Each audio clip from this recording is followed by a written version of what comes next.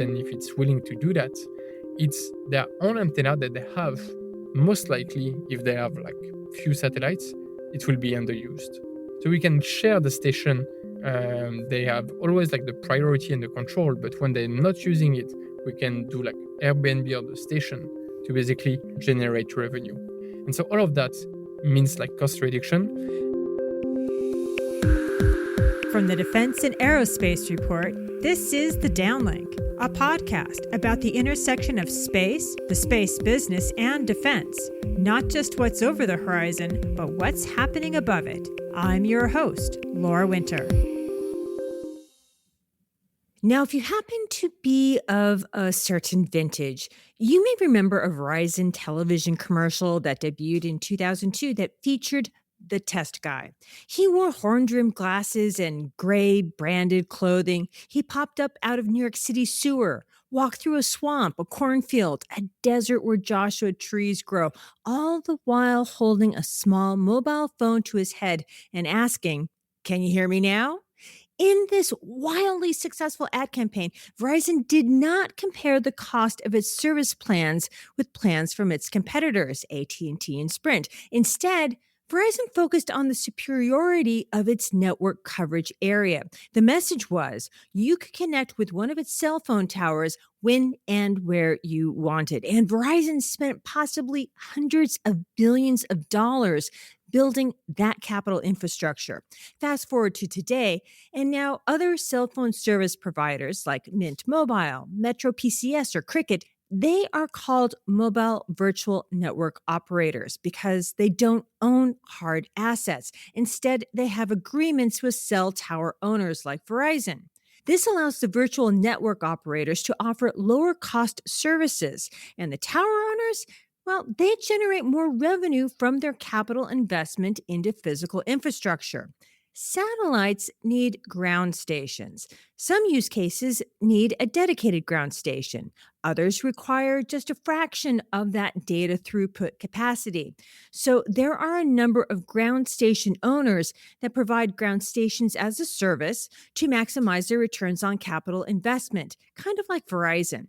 But there is a growing number of ground station as a service providers that are asset light, like Mint Mobile. In essence, they are building a partnership-based ground station network without owning hard assets. In this episode, we're speaking with Pierre Bertrand, the co-founder and CEO of Skynopy. It's a Paris-based startup that believes its growing network and its software will drastically reduce the time and the cost smaller constellation operators spend on communicating with their satellites. And the French military is just beginning to test whether Skynopy's model could support its space operations. Here's my conversation with Pierre. Hello, Pierre. Welcome to the Downlink podcast.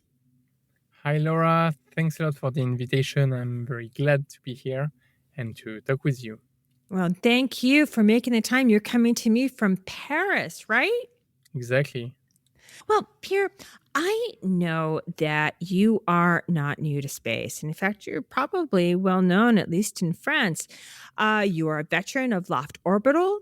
You have worked with OneWeb, which merged with Eutelsat in 2023, and even with a fist full of agreements with the likes of Eutelsat Group, Amazon Web Services, and the French government. This podcast audience is mostly in the United States, and so we don't really know you yet. So please take a moment and introduce yourself, like what you do and where you do it. All right. So I'm Pierre Bertrand. So I'm the CEO and co-founder of Skynopy. So we're doing ground station as a service. And so basically, I'm an engineer by background. I started my career, my studies. I've been trained in France and then in Boston at MIT, where I spent 3 years. And I interned a bit at NASA. I work for Fitbit in the Bay Area in San Francisco, a bit like non-space related. It's okay. I used to wear one, so actually, yeah, all right, that's pretty cool.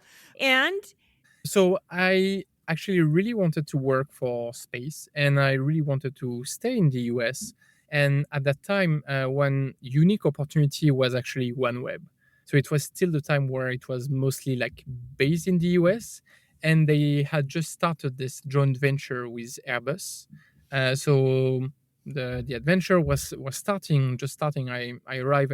I was part of like the first like 30 employees, so like very early stage, and my goal was there to design and implement the assembly line. So the first one was in Toulouse, in France, and then it was like in Florida, in Cape Canaveral. And it's where really I got acquainted with legacy space players like Airbus, but within this legacy space player, a new and like cutting edge technology and project that was OneWeb. And it was like in the 2016, 17. And I did that 3 years, delivered the assembly line to mass produce satellites. And at the end of that, I realized that I was up for the next challenge. And as you mentioned, I joined Loft Orbital, which was like a Bay Area based company. And I joined like in the first employee as well to basically start and grow the European office. So R&D center. So being like a satellite operator who was like sharing the space infrastructure between different payloads, I realized that over the past 10 years, if you think that space is based on three pillars, the two first pillars have been completely disrupted. The two first pillars are first the launcher. So you need like a launcher to send your satellite in orbit. And so the second pillar is basically the satellites. And you need like satellite for telecommunication, for Earth observation, for action in space, or like in orbit services. And the third pillar is basically the ground station. It's the ground antenna that you put on Earth to download the images that you've taken or to talk to your satellite to send like the telecommunication signal. And this is the third pillar of space, but it's like this one that has not really been disrupted by like players like SpaceX over the past years. And now we see that commercially it's really becoming the bottleneck of all of the constellation and like satellite mission for Earth observation or for telecommunication.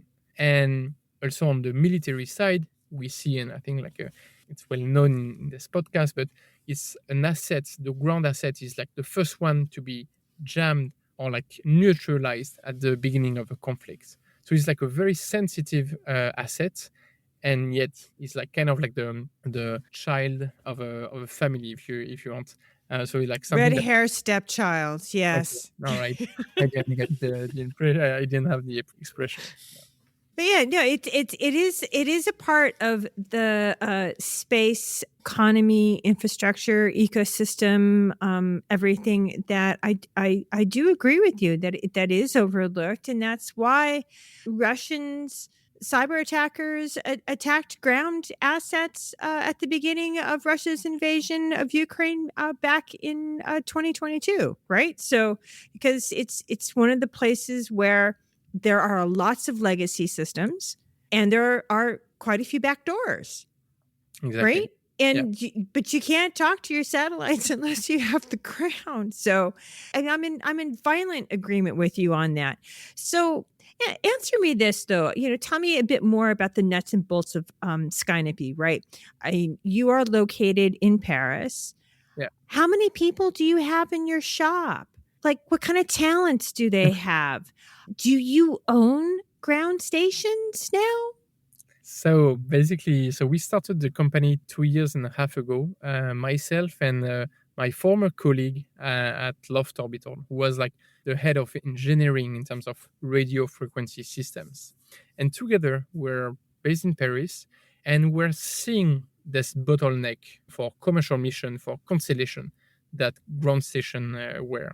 So in terms of like data download capacity, so data rate if you want, in terms of like data latency, how often your satellite is like above the ground station and can download its data.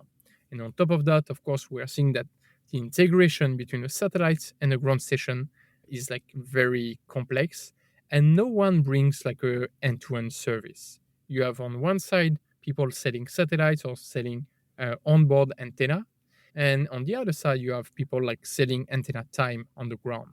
But like to make these two antenna talk, you need like engineering and expertise. And you need to internalize all of that as a satellite operator. So this did not scale well. And there was this pain of like data rate or limitation of data rate and data latency. So we're noticing that. On the other side, my co-founder was a former employee at Eutelsat, Oh, and and let's say his name because your co-founder is Antonin Hirsch. he Hirsch, yeah, Hirsch, Hirsch. yeah, Sorry. and Forgive me. the CTO and co-founder of Skynopy now. And so we knew well like this, like Eutelsat house. I knew well the OneWeb part, and we're also like close to other companies such as Kineis, who use like a IoT constellation based in France. They have like 25 satellites, have a number of like dozen of ground stations, and talking with these players that have their own satellites and their own ground stations, we were realizing that there is a dormant offer, meaning that a lot of ground stations have been like implemented, but are not completely used, are not like 100% used. And this is normal because when you come to low Earth orbit, the satellites are always orbiting the sky, so they are not staying fixed above like a given antenna, which is the case for geostationary satellites. So knowing that, you see that by design or by like astrodynamic, you have like a limitation of how much you can use a ground station. And this for us, we believed represented an opportunity. So that's why 2 years and a half ago, we created Skynopy with this idea to solve the current limitation of satellite operators and constellation operators, and relying on this like spare capacity or like unused capacity of existing ground stations. And with this hybrid approach of using the spare capacity, but on top of that, also implementing our station where we have a significant and a competitive advantage. For example, being European and based in France, we can rely on like French overseas territory, for example. Like Uh, the Caribbean or like islands in the South Pacific or French Guiana. exactly. And this is key. And so we build the company like that. So meaning that today, a key metric for us is that we, in just like less than 2 years, we're able to scale a large network of 35 ground stations across like 17 sites.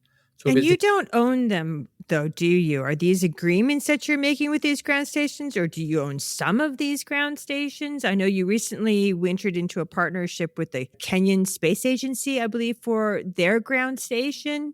yes, exactly. So for now, as it's like early stage company, most of the antenna we're relying on are like antenna where we have agreement upon. But what we do is that we ship and we ship what we call the ground station stack. So it's like the orchestration software that's and mixed with like the modem technologies that we put on the bottom of an antenna, and that allows us to basically add this antenna to our network as like a almost like plug and play service and plug and play solution. And this is key, and that what's enabled us to scale like so quickly. And so we're just like 20 people, but already operating like 35 stations. We fundraised 15 million euros last April, and we're going to scale much faster even in the future, thanks to like additional partnerships that we have. Also, like some customers ordering direct stations that to add in our network, and also like disseminating this ground station stack, so these modem technologies, to existing station and to grow the network. All right. So let's get after what problems all this is really solving. Because AWS or Amazon Web Services sort of does a similar thing. And I know you have a partnership with them. But, correct me if I'm wrong, this is to address a thing called infrastructure deadlock. And that's a really weird phrase that I actually hadn't heard before until I started doing research on you. But let me see if I can explain it and see if I'm right. Right. This is a CapEx versus OpEx, which CapEx is capital expenses versus operational expenses or OpEx, right? So the idea is to make it possible for satellite operators to not have to go buy or build ground stations to communicate with their on orbit assets, right? So that they can focus their money on operational expenses rather than capital expenses after launch. Is that right? Yeah, no, I think you're exactly right. So Okay. yeah, basically, infrastructure is always like a chicken and egg problem, right? Like you need like enough ground station to run your service, but like if like you But you don't have don't need all of it all the time, right? exactly. So So what you can we do, the approach is basically inherited from like the cloud like solutions is basically doing infrastructure as a service. So you can share the infrastructure between different customers, and because one customer will never use all of the network or of the station at once. There's something that I thought was really interesting though also about, another problem that your company is looking to solve, and that is data freshness. Yes. So the two are Explain that. That's really interesting, and I think that's really interesting to my audience, quite frankly, because this really goes for Earth observation satellites, that are used for military intelligence or disaster response, yeah. right? So So what's the that about? the infrastructure deadlock and the data freshness and data latency are closely related because it's between them is like the number of stations that you have in your network and globally across the globe. Your satellites are constantly orbiting. Most of them are doing like a polar orbit, so north and south, and then the Earth is rotating beneath it, east and west. So basically, they see the entire world and they can take the picture of like the entire world and like any territory.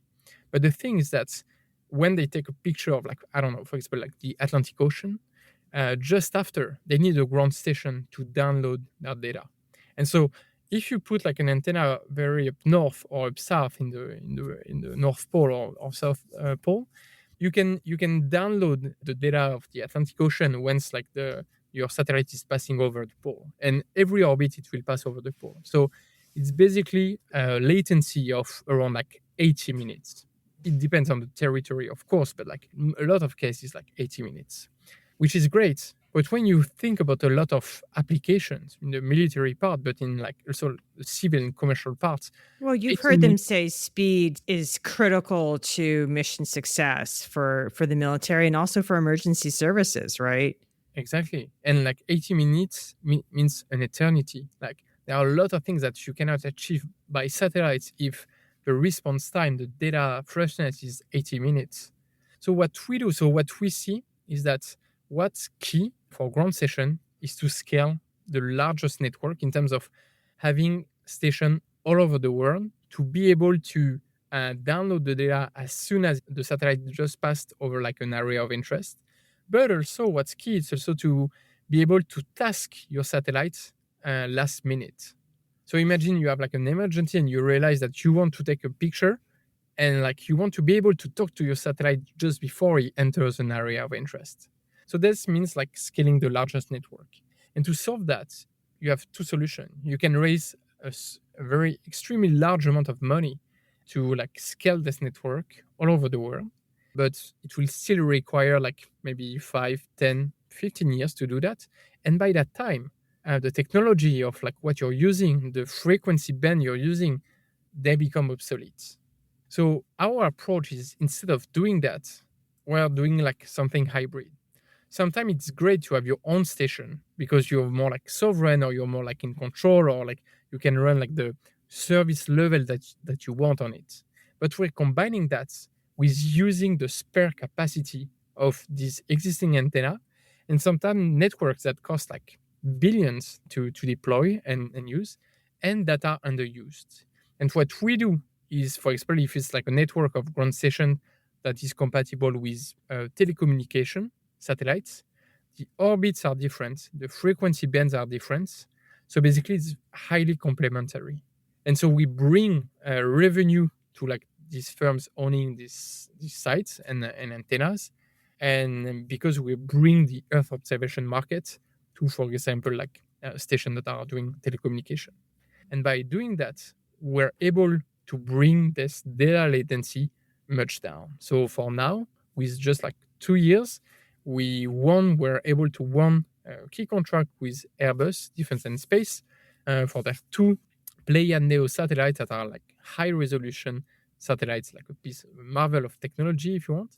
And because we were able to be exactly where they needed to download their data on, so just after like some area of interest, and to bring down significantly like the data latency. And we're going to keep doing that, but scaling a much bigger network. And if I'm not mistaken, just to put a fine point on it, you have a solution that's also a software-defined radio that does some sort of adapting so that, how should I say it? If the sky is clear, you can download faster as opposed to just downloading at the same old rate. It's kind of like there isn't a speed limit, right? Like when you're driving a car, like there's no like 25-mile-an-hour zone or 25-kilometer-an-hour zone. You can drive 100 kilometers an hour, 150 kilometers an hour, depending upon the weather and the traffic. Yeah. Right. So you could, do things even faster than what's usual. Exactly. So what's key, and that comes with like in introduction, I was saying that no one in the market was really providing the end-to-end solution. So leaving like the satellite operators needed to, on one side, use antenna time, ground antenna time, and on the other, buy radios, onboard radios in their satellites. Doing that, it means that you need to internalize this expertise, and doing that will just like use the standards that is like easy to use and safe. But then when you zoom in, it means that between the time where your satellite is just above the horizon, so it's actually very far, and between the time that is like exactly above your station, it's much closer. And depending on the weather and so on, the physical limitation of data rate changes a lot. So what we implement is that we do partnership with onboard radios, so software-defined radios on the satellites, to unlock modes where we can download much faster. And so basically these days, satellite operators, to do like analytics for like military, civil, commercial, and so on, they want two things, and that are completely orthogonal. The first thing is data latency. And so I talked about it, like the way to solve that is by scaling the massive network of ground station. The second thing they want is more data rate, more data, like data volume. And this Bigger means pipes. Exactly. And by during a satellite pass that is like, I don't know, between 7 minutes and 10 minutes when it's like a long pass, you want to increase the data rate. And so this like dynamic modulation is something we want to bring these days to the market. But we also see that there is a race to go towards like new frequency bands that are much more capacitive. And this is, for example, the Ka band, capital K and small a, that basically allows you to download like 5 times more data. And this is key because we're going closer to like optical laser communication data rate promises, and it's not technology that we believe it's still very mature yet. So it's like really a way to like go towards these promises, but with an existing network. Well, there's that, but it's also possible to have a mix, right? I mean, Yeah, exactly. so, one technology does certain things in certain situations and other technologies do other things really well in different situations. But here's a critical question, right, that I think a lot of people are going to want to understand. This is untapped capacity. It also should represent a cost reduction opportunity for satellite operators. You have said in the past that the ground segment generally represents 20% of mission costs. So if this model that you propose and are pursuing and have agreements for, so it's happening, ostensibly you are talking about another cost barrier, right? We had the cost barrier of launch. We had the cost barrier of developing technology and station keeping and having your satellite there and operating the satellite. So if there's a cost reduction for the ground part of the equation of the three pillars, what are you talking about? Like, how much of a cost reduction is it? And who will this then let into the industry if this is a barrier? Who is this going to help? Yeah. So first, it depends if you want to have like a capex approach. So buy your own antenna, run them for like 10 years and like maintain them and so on. In that case, we're doing as a service, we enable you to change this like upfront payment to more like dilute it in time and use just what you want, exactly what you want. So this is like a cost reduction in any case because it's basically like switching from like owning your own server and digital infrastructure to going to the cloud. That allows you to scale up, scale down whenever you want, and like so it's like different structure. And for some projects, I think for most of the project, it's cost effective because you exactly use what you want, what you need. But for some project, maybe it's better to invest in your own infrastructure. But instead of having this like black and white choice that basically in the past everybody has like invested in their own infrastructure because infrastructure as a service was not existing. Um, we believe that most of the player or like a lot of player will actually have like a hybrid approach. So sometimes they will want one station that is like they completely control exactly what they want and like in their office and or like in their center and so on. But we do see that this is not enough for mission operation performance and like data latency. So they will combine that with using ground station as a service. And here, like we are basically solving two issues. The first one is we're bringing this like global network on top of their station with potentially the same interface than their station. So they don't need to change anything. It's the same thing if they task like an antenna that is in Australia or South Africa, or if they task like their own antenna. And the second thing that we can potentially solve, depending on like which player is it and if it's willing to do that, it's their own antenna that they have. Most likely, if they have like few satellites, it will be underused. So we can share the station. They have always like the priority and the control, but when they're not using it, we can do like Airbnb of the station to basically generate revenue. And so all of that means like cost reduction. And last but not least, when you use the ground station as a service, you have different business model, but one is to pay per minute used. So your satellite is like rising above the horizon. You start like 1 minute one, and then like it's closing around the horizon, and it's like after 10 minutes. And so with us, with this business model, 1 minute as we're boosting the data rate means twice more data. So the price per gigabyte downloaded, if you want, is like half of the price of the market. Because of the Like, speeds that you can achieve. exactly, compared to other ground station as a service providers. So because we are running out of time, so I'm sorry, I've got to push you along a little bit. But let's talk about defense uses, right? Because at the end of November, the French Defense Innovation Agency announced that it was partnering with your company on a very specific experimental program, and that program is called Sky Fortress Innovation Acceleration Project, or PAI. And this project is being led by the French Aerospace Lab. Now, my understanding from the government press release is that the Russian cyber attack on Viasat in February 2022 really spooked the French military. And just to remind everyone, that cyber attack that Russia launched against a U.S.-owned satellite communications company was the first attack of any kind that was part of Russia's invasion of Ukraine. And the whole point of the attack was to silence Ukraine's government from being able to communicate with its military or its emergency services, its people, and the outside world. But I don't want to mislead anyone here into thinking that attack was launched against a particular ground station, because it wasn't. It started with a network operations center in Turin, Italy, that is managed by SkyLogic. And SkyLogic is a subsidiary of the French company that we've been talking about a little bit, Eutelsat, right? Which your company, Skynopy, signed an agreement with in September. So it's one big, huge family.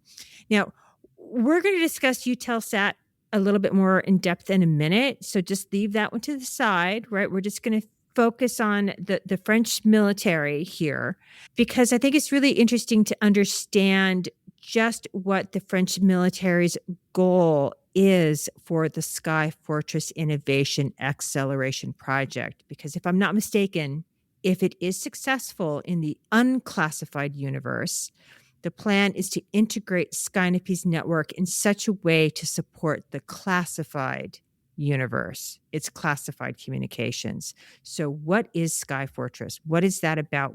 What's the goal? What's the point? Yeah, so this is like a first program to basically establish a proof of concept of using a resilient and reactive commercial ground station network to complement an existing network of ground station that is like privately owned or like completely sovereign.